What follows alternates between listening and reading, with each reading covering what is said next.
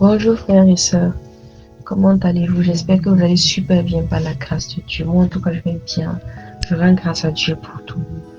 Aujourd'hui, je voulais parler de quelque chose qui est très important, quelque chose dont nous n'avons pas l'habitude de prendre en compte par rapport à nos requêtes, par rapport à la destinée, au plan, au plan de Dieu dans notre vie, c'est le temps et les circonstances.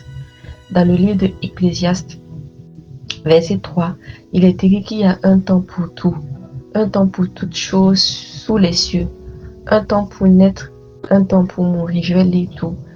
Un temps pour planter, un temps pour arracher ce qui a été planté, un temps pour tuer, un temps pour guérir, un temps pour abattre, un temps pour bâtir, un temps pour pleurer et un temps pour rire, un temps pour se lamenter et un temps pour danser, un temps pour lancer des pierres et un temps pour ramasser des pierres, un temps pour embrasser et un temps pour s'éloigner des embrassements, un temps pour chercher et un temps pour perdre, un temps pour gâter et un temps pour jeter, un temps pour déchirer et un temps pour coudre, un temps pour se taire et un temps pour parler, un temps pour aimer et un temps pour haïr, un temps pour la guerre et un temps pour la paix.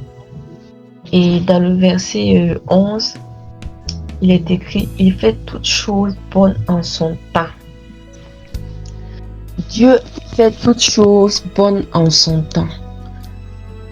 Il y a une des raisons qui fait que souvent nous ne sommes pas exaucés, c'est parce que nous ne sommes pas dans le temps de Dieu.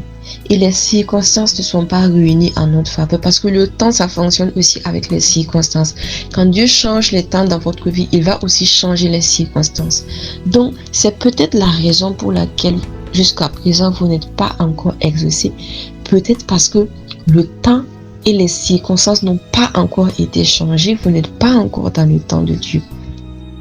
C'est pas que Dieu ne veut pas vous exaucer, c'est parce que Dieu fait toutes choses belles en son temps, comme le dit Ecclésiaste 3, verset 11. Donc, je sais que ce n'est pas facile parce que nous sommes tous passés par là. Tu vois que c'est chaud, toi-même tu comprends rien, mais tu vois que Dieu aussi n'agit pas parce que c'est pas le temps. Le Seigneur n'est pas influencé par... Je peux même le dire, c'est pas parce que tu souffres réellement que Dieu va, je sais pas, il va venir au même moment. Non, il va venir en son temps à lui. Parce que peut-être s'il vient trop tôt, peut-être que ça te serait même pas bénéfique. Peut-être à la longue, ça te serait même pas bénéfique d'être sorti de ce problème, de cette douleur-là. Donc, persévérons, reprenons courage, patientons, attendons. Voilà. Souvent aussi, quand vous êtes dans le temps de Dieu, le temps de Dieu peut être là, ça veut dire que vous êtes dans le temps de Dieu, mais vous devez agir, vous devez faire des choses. Donc, vous n'agissez pas, vous ne faites pas, et le temps passe. Donc, il y a aussi cet aspect qui est là.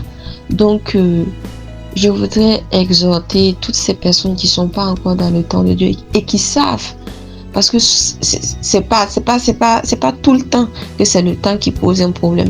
Il y a d'autres choses qui font que l'homme n'est pas exaucé, mais moi je parle du temps. Donc si vous savez que vous n'êtes pas encore dans le temps de Dieu, ne vous précipitez pas pour aller faire des choses, ça va échouer. Ou attendez tout simplement. Si vous êtes dans le temps de Dieu et que vous savez que vous êtes dans le temps de Dieu, vous devez agir, vous devez vous lever et puis agir. Voilà. Quand il a été temps pour Abraham de quitter la patrie de son père, sa maison et de partir, c'est pas Dieu lui a dit part parce que c'était le temps de partir. Mais Dieu n'est pas venu prendre ses pieds, faire un pas, deux pas. Non, c'est lui qui s'est levé, qui a ramassé ses bagages et qui est parti. Donc, courage, persévérons, ce qui est sûr. Nous avons visité une femme qui a perdu son enfant, un jeune de 28 ans qui était en Master 2, qui avait toute la vie devant lui, tout l'avenir devant lui. Mais la maman, quand on est parti saluer la maman, elle a dit quelque chose. Ce qui est sûr, Dieu n'est pas méchant. Dieu n'est pas méchant. On a prié, on a évacué l'enfant. Malgré toutes nos prières, malgré tous les soins qu'il a reçus, il est quand même parti. Mais je sais que Dieu n'est pas méchant. Peut-être que c'était bon que Dieu le prenne. Donc, gardez ça dans votre tête. Dieu n'est pas méchant. Dieu n'est pas méchant. Peut-être que vous n'êtes tout simplement pas encore dans le temps. Et pour toutes ces personnes qui veulent donner leur vie à Jésus, Répétez tout simplement après moi. Seigneur Jésus-Christ, j'ai entendu ta voix ce soir. Je décide de te donner ma vie.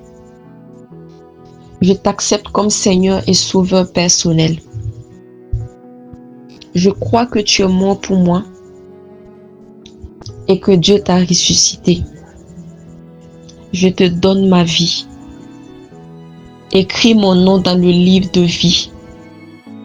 Je suis maintenant un enfant de Dieu. Amen.